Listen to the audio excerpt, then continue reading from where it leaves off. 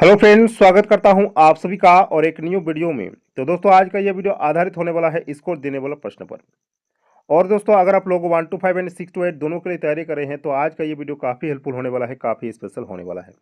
दोस्तों, मेरा वीडियो में एक चीज़ आप लोग अगर नोटिस नहीं करते हैं तो आज कर लीजिएगा, ठीक है।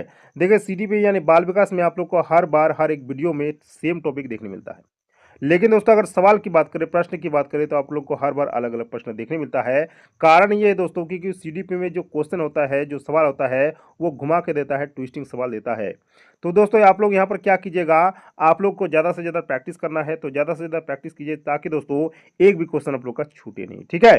तो चलिए आज की इस वीडियो को करते हैं स्टार्ट। आज भी दोस्तों आप लोग को 30 मोस्ट इंपोर्टेंट क्वेश्चन दिखाने वाला हूँ और वीडियो के एंड में दोस्तों आप लोग को क्या करना है, एक प्यारे से कमेंट कर देना है।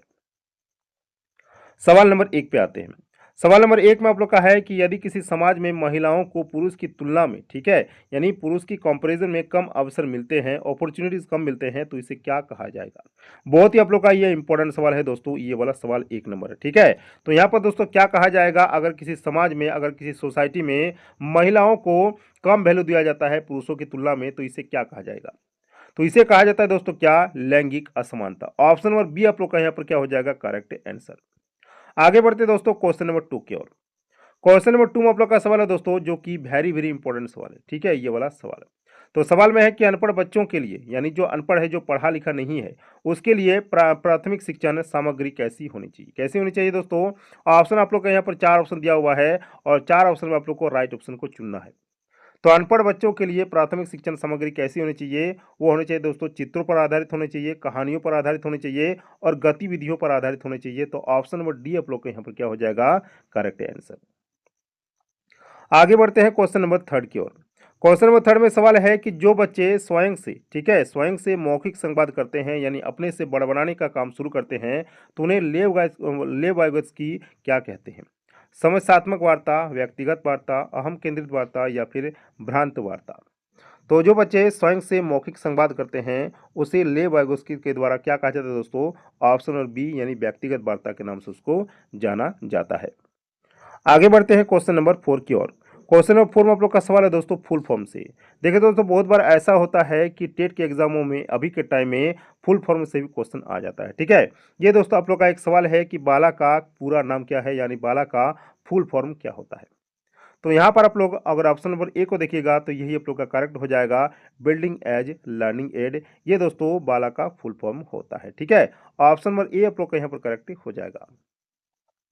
आगे बढ़ते हैं क्वेश्चन नंबर 5 की ओर। क्वेश्चन नंबर 5 में आप लोग का सवाल है दोस्तों कि बच्चे किस तरह सीखते हैं? पढ़कर, सुनकर, देखकर या फिर क्रिया करके? इसका आंसर आप लोग का कौन सा हो जाएगा? ऑप्शन नंबर सी, यानी बच्चे सीखते हैं दोस्तों पढ़कर, सुनकर, देखकर और क्रिया करके, यानी इन चारों के माध्यम से बच्चा जो क्या करता है दोस्तों, लर्न करना सीखते हैं, ठीक है। आगे बढ़ते हैं क्वेश्चन नंबर 6 की ओर। क्वेश्चन नंबर 6 में आप लोग का एक सवाल है कि एक बच्चे की मानसिक आयु कितना है? 12 वर्ष है एवं वास्तविक आयु है दोस्तों 10 वर्ष, तो उसकी बुद्धि लब्धि यानी आईक्यू लेवल निकालना है। तो आईक्यू बराबर में क्या होता है दोस्तों? आईक्यू बराबर में होता है आप लोग का 12 बटे पर दिया हुआ है 10, तो मानसिक आयु बटे क्या होता है? वास्तविक आयु और गुना में होता है दोस्तों आप लोग का 100, ठीक है। यहाँ पर दोस्तों कट जाएगा आप लोग का 10 10 से 10.100 होता है और 12 गुना 10 कितना हो गया? 120 हो गया। तो राइट ऑप्शन आप लोग का कौन सा हो जाएगा? ऑप्शन नंबर डी 120, ठीक है।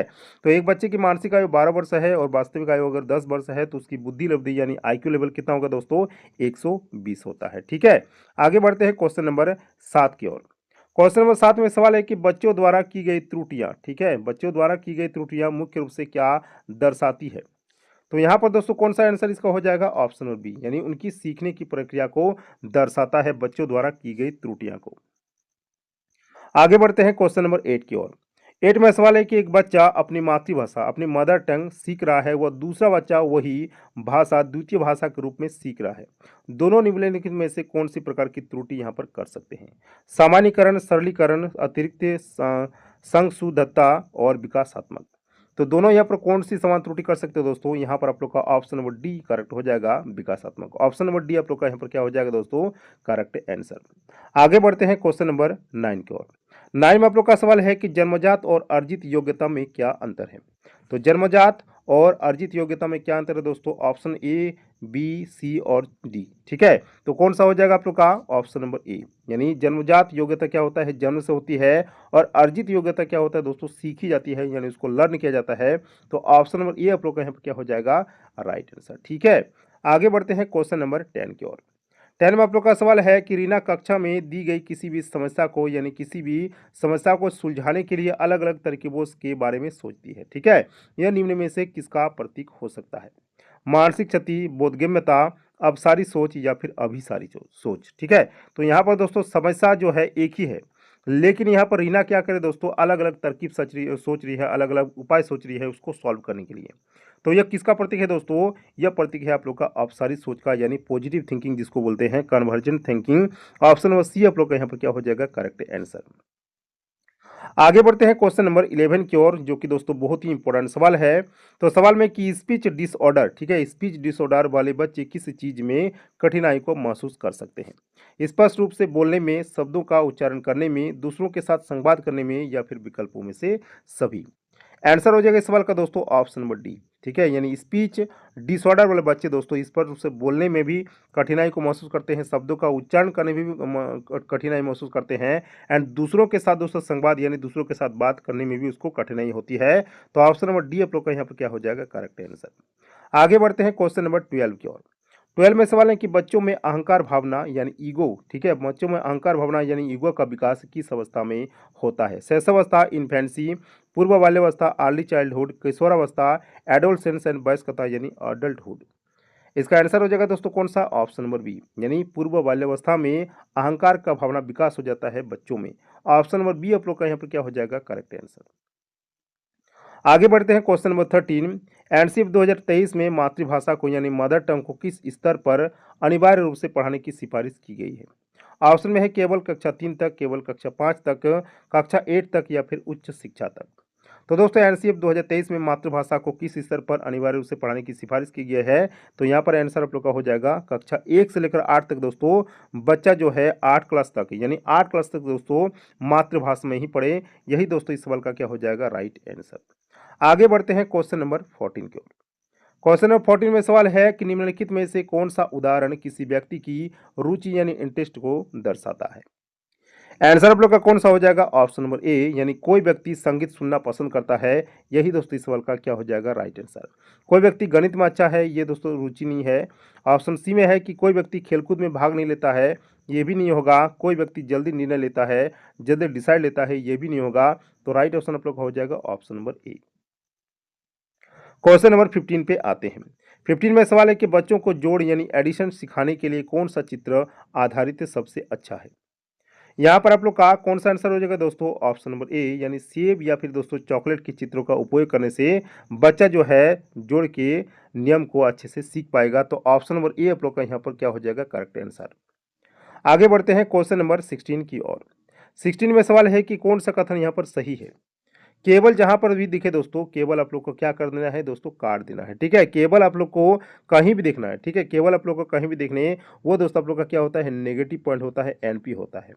सी में आप लोग का है कि वृद्धि रुक सकती है लेकिन विकास नहीं है, एंड डी में है दोस्तों विकास और वृद्धि जो होता है आपस में रिलेटेड होते हैं यानी जुड़े होते हैं। तो राइट ऑप्शन आप लोग यहाँ पर कौन सा कीजिएगा? ऑप्शन नंबर डी, यानी वृद्धि और विकास आपस में क्या होते हैं? जुड़े होते हैं। क्वेश्चन नंबर 17 पे आते हैं। 17 में सवाल है कि निम्नलिखित सही कथन पर विचार करें। सीखना अनुभव या व्यवहार में परिवर्तन है। 2 में है सीखना केवल रटने पर आधारित होता है। सी में है केवल लिखित परीक्षा पर केंद्रित है, या फिर यह एक जटिल एवं बहुआयामी पद्धति है। तो यहाँ पर दोस्तों आप लोग को केवल दिखाई दिया, केवल आप लोग काट दीजिए, ये ऑप्शन नहीं होगा। केवल आप लोग को यहाँ पर भी दिखाई दिया, ये भी दोस्तों आप लोग काट दीजिए, यानी 1 और 4 आप लोग का यहाँ पर आंसर हो जाएगा। सीखने पर यानी सीखना अनुभव या व्यवहार में परिवर्तन है, ये आप लोग का एक सही हो जाएगा। और यह एक जटिल एवं बहुआयामी पद्धति है, ये भी आप लोग का सही हो जाएगा। तो option number C is the right answer. Question number 18 पे आते हैं। 18 में सवाल है कि निम्नलिखित में से पाड़ का, ठीक है, पाड़ यानी ढांचा जिसको जेडपीडी के नाम से जाना जाता है, तो पाड़ का सही उदाहरण कौन सा हो यहाँ पर हो जाएगा?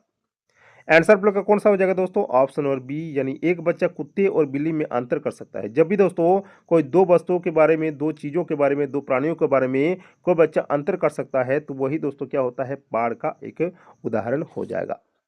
आगे बढ़ते हैं क्वेश्चन नंबर 19 की ओर। 19 में सवाल है कि भाषा अर्जन केवल तभी घटित होता है, कब? यहाँ पर ऑप्शन में आप लोग का है ए, बी, सी एंड डी। तो दोस्तों भाषा अर्जन केवल तभी घटित होता है जब जब क्या होता है दोस्तों, जब बच्चों को भाषा का परिवेश दिया जाए, यानी भाषा के माहौल में रखा जाए, उस समय दोस्तों क्या होता है, भाषा अर्जन घटित होता है। क्वेश्चन नंबर 20 पे आते हैं। 20 में सवाल है कि अधिगम के लिए यानी लर्निंग के लिए मूल्यांकन किस प्रकार का होना चाहिए? कैसा? मानकीकृत, मानदंड, संदर्भित, अध्यापक अभिमुखी या फिर संदर्भित यानी कॉन्टेक्सचुअल। तो अधिगम के लिए दोस्तों मूल्यांकन किस प्रकार का होना चाहिए? मूल्यांकन होना चाहिए संदर्भित। ऑप्शन नंबर डी आप लोग का यहाँ पर क्या हो जाएगा करेक्ट आंसर। आगे बढ़ते हैं क्वेश्चन नंबर 21 की ओर। 21 में आप लोग का सवाल है कि संकेत भाषा यानी जिसको साइन लैंग्वेज के नाम से जाना जाता है, किसके लिए उपयोगी होती है? दृष्टिहीन लोगों के लिए, मुकबधिर यानी डेफ और डम यानी गूंगा बहरे लोगों के लिए, सभी के लिए या फिर केवल छोटे बच्चों के लिए?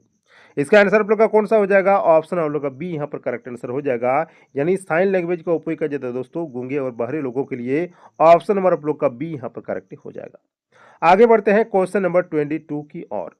22 में सवाल है कि पहले सिर का विकास होता है फिर शरीर का? तो पहले सिर का विकास होता है बाद में दोस्तों संपूर्ण शरीर का। तो यह किस सिद्धांत से संबंधित है? तो यह दोस्तों किस सिद्धांत से संबंधित है? इसका आंसर कौन सा हो जाएगा? ऑप्शन नंबर सी, यानी इसको बोला जाता है दोस्तों सेफोलोडिकल सिद्धांत। ऑप्शन नंबर सी आप लोग का यहाँ पर करेक्ट हो जाएगा, जिसमें पहले सिर का विकास होता है बाद में संपूर्ण शरीर का। आगे बढ़ते हैं क्वेश्चन नंबर 23 की ओर। निम्नलिखित में से कौन सा कथन यहाँ पर सही नहीं है? ऑप्शन ए में है मेधावी एवं सृजनात्मकता एक दूसरे के पर्यायवाची है। बी में है एक मेधावी बालक हो सकता है सृजनात्मकता नहीं। सी में है दोनों या फिर डी में है दोस्तों कोई नहीं। तो यहाँ पर दोस्तों सही कथन को चुनना नहीं है, और सही मेरा कौन सा नहीं होगा दोस्तों? ऑप्शन नंबर ए, यानी मेधावी और सृजनात्मकता एक दूसरे के पर्यायवाची है। ये दोस्तों यहाँ पर गलत है और गलत के अनुसार आप लोग का गलत हो जाएगा। आगे बढ़ते हैं क्वेश्चन नंबर 24 की ओर। 24 में सवाल है कि बुनियादी स्तर पर मातृभाषा में यानी मदर टंग में शिक्षा देना बेहतर है क्योंकि यह क्या करता है दोस्तों? यह करता आप लोग का कि प्राकृतिक वातावरण में बच्चों को सीखने में सहायता प्रदान करेगा। यही दोस्तों इसका राइट आंसर हो जाएगा। आगे बढ़ते हैं क्वेश्चन नंबर 25 की ओर। 25 में सवाल है कि किसी कार्य को दोहराने की विशेष प्रवृत्ति किस अवस्था में पाई जाती है? शैशवावस्था, बाल्यावस्था, किशोरावस्था या फिर प्रौढ़ावस्था? आंसर हो जाएगा इस सवाल का दोस्तों कौन सा? ऑप्शन नंबर ए, यानी किसी भी कार्य को दोहराने की विशेष प्रवृत्ति होती है दोस्तों शैशवावस्था में। Option number A is the right answer. आगे बढ़ते हैं क्वेश्चन नंबर 26 की ओर। 26 में सवाल है कि भाषा विकास का सिद्धांत नहीं है। कौन सा इसमें से भाषा विकास का सिद्धांत नहीं है दोस्तों? तो ऑप्शन नंबर सी, यानी अतिरिक्त शक्ति का सिद्धांत है। ये दोस्तों भाषा विकास का सिद्धांत नहीं है। ठीक है, आगे बढ़ते हैं क्वेश्चन नंबर 27 की ओर। 27 में सवाल है कि बाल विकास का अर्थ क्या है? ऑप्शन में है बच्चों की लंबाई, चौड़ाई और मोटापे में विकास, मानसिक और बौद्धिक सामर्थ्य का विकास, बच्चे का संपूर्ण विकास या फिर बच्चे का सिर्फ विकास। यहाँ पर इसका आंसर हो जाएगा दोस्तों ऑप्शन नंबर सी, यानी बच्चे का संपूर्ण विकास। ये दोस्तों बाल विकास का अर्थ होता है। आगे बढ़ते हैं क्वेश्चन नंबर 28 की ओर। निम्न में से किस प्रश्न द्वारा सृजनात्मक चिंतन को सर्वाधिक अच्छे ढंग से अनुमानित किया जा सकता है? इसे कौन बता सकता है? सही उत्तर बताएं। क्या आप इसका उत्तर बता सकते हैं या फिर इसे कितने विभिन्न तरीकों से हल किया जा सकता है? तो इनमें से दोस्तों आप लोग को बताना है कि इनमें से सृजनात्मक चिंतन को सर्वाधिक अच्छे ढंग से कौन सा प्रश्न है जिसे अनुमानित किया जा सकता है? तो सबसे अच्छा यहाँ पर प्रश्न कौन सा हो जाएगा दोस्तों? ऑप्शन नंबर डी, यानी इसे कितने भिन्न तरीकों से हल किया जा सकता है। ठीक है, इसमें दोस्तों आप लोग का एक आंसर नहीं बल्कि बहुत सारा आंसर जो है इसमें छिपा है। तो यहाँ पर आप लोग का ये वाला राइट आंसर हो जाएगा। आगे बढ़ते हैं क्वेश्चन नंबर 29 की ओर। 29 में आप लोग का सवाल है कि राष्ट्रीय पाठ्यचर्या की रूपरेखा यानी एनसीएफ 2005 के अनुसार शिक्षण का मुख्य उद्देश्य क्या है? रटने की क्षमता बढ़ाना, गलत, क्योंकि दोस्तों रटना आप लोग का एक नेगेटिव पॉइंट होता है। बी में है कि परीक्षा में उच्च अंक प्राप्त करना, ये भी दोस्तों आप लोग का नहीं होगा। सी में है चिंतन और तर्क शक्ति का विकास, एंड डी में है केवल पाठ्य पुस्तकों से सीमित रहना। ये भी आप लोग का एक नेगेटिव पॉइंट हो जाएगा दोस्तों, एनपी हो जाएगा। तो यहाँ पर आप लोग का कौन सा आंसर हो जाएगा? ऑप्शन नंबर सी, यानी चिंतन और तर्क शक्ति का विकास। ये दोस्तों एनसीएफ 2005 के अनुसार शिक्षण का मुख्य उद्देश्य रहा है। लास्ट क्वेश्चन पाते हैं, क्वेश्चन नंबर 30। तो क्वेश्चन नंबर 30 में सवाल है कि जॉन डेवी ने किस प्रकार की शिक्षा पर बल दिया? सैद्धांतिक शिक्षा, अनुभवात्मक शिक्षा, धार्मिक शिक्षा या फिर रूढ़िवादी शिक्षा? आंसर आप लोग का हो जाएगा ऑप्शन नंबर बी यानी अनुभवात्मक शिक्षा, जो कि दोस्तों जॉन डेवी ने दिया था शिक्षा के बल पर। आई थिंक दोस्तों ये वाला वीडियो आप लोग का अच्छा लगा। अगर अच्छा लगे तो इस वीडियो को दोस्तों जितना हो सके आप लोग शेयर कीजिए अपने मित्रों के साथ, अपने फ्रेंड के साथ। और दोस्तों वीडियो को आप लोग क्या कीजिएगा दोस्तों, वीडियो को एक बार अगर आप लोग को नहीं हो सके तो दोबारा से देख लीजिएगा, क्योंकि दोस्तों ऐसे टाइप का वीडियो हर एक दिन नहीं मिलता है, हर एक चैनल पर नहीं मिलता है। और थोड़ा सपोर्ट कीजिए दोस्तों, ताकि हम मोटिवेट हो और आप लोग के लिए और अच्छे से अच्छे क्वेश्चन को लेकर आए और अच्छे से अच्छे वीडियो को ले आ पाए। ठीक है, तो मिलते हैं नेक्स्ट वीडियो में किसी और नेटवर्क के साथ। तब तक के लिए जय हिंद, वंदे मातरम।